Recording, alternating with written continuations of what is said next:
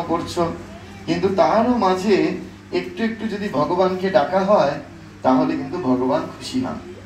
আমি একটা গল্প বলবো, শুনবে? হ্যাঁ, একবার নারদ মুনির নাম শুনেছ? সেই নারদ মুনি একবার বৈকুণ্ঠে গেছে। বৈকুণ্ঠে গিয়ে ভগবান নারায়ণকে জিজ্ঞেস করছে যে, হে প্রভু, তোমার সব থেকে প্রিয় ভক্তকে? তা নারদ মুনি কি করে? নারদ মুনি সবসময় ভগবানের নাম করছে, ভগবান নারায়ণ নারায়ণ নাম করছে। সে ভাবলো যে নারদ মুনি নিজে ভগবানের সব থেকে প্রিয় ভক্ত হবে। তা তখন ভগবান বিষ্ণু বলছেন যে আমার সব থেকে প্রিয় ভক্ত হচ্ছে ওই মাঠের চাষা।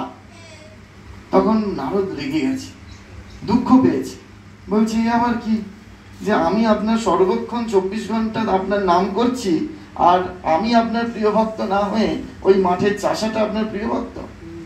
তখন বলছে নারদ, তাহলে তোমায় একটা পরীক্ষা দিতে হবে। কি পরীক্ষা? না, এই লক্ষ্মী দেবীকে বলা হলো, লক্ষ্মী ঠাকুরকে তখন বলা হচ্ছে যে একটি বাটি কানায় কানায় পূর্ণ সেই তেল একটু এনে দাও তো। তা মা লক্ষ্মী তখন সেই তেল এনে দিয়েছে। বলছেন, এই দেখো নারদ, তোমার হাতের চেটোটা পাতো, মানে হাত এরম ভাবে পাততে বলেছে।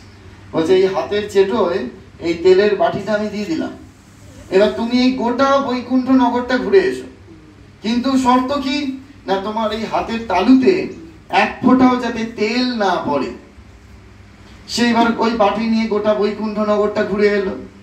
মহারাজ যদি এখন একটা পরীক্ষা নেন, যেখানে কাউকে দিয়ে বললো এই আশ্রমটা গোটাটা ঘুরে এসো, ঠিক সেরকম ভগবান সেই গোটা বৈকুণ্ঠ নগরটা ঘুরে আসতে বলেছে।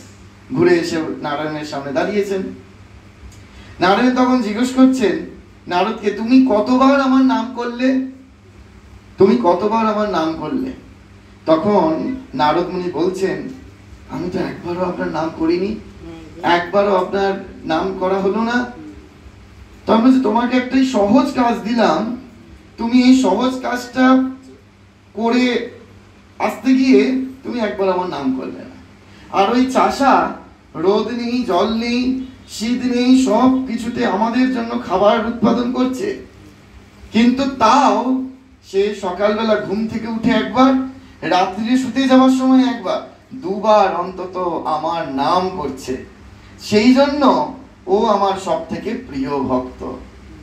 ঠিক সেরকম এই তোমরা যারা এসেছো না, তোমরা উদয়স্থ কাজ করছো, সকালবেলা থেকে রাত্রিবেলা পর্যন্ত কাজ করছো, সেই কাজের মধ্যে যদি একবার ভগবানকে ডাকো কি দুবার ভগবানকে ডাকো,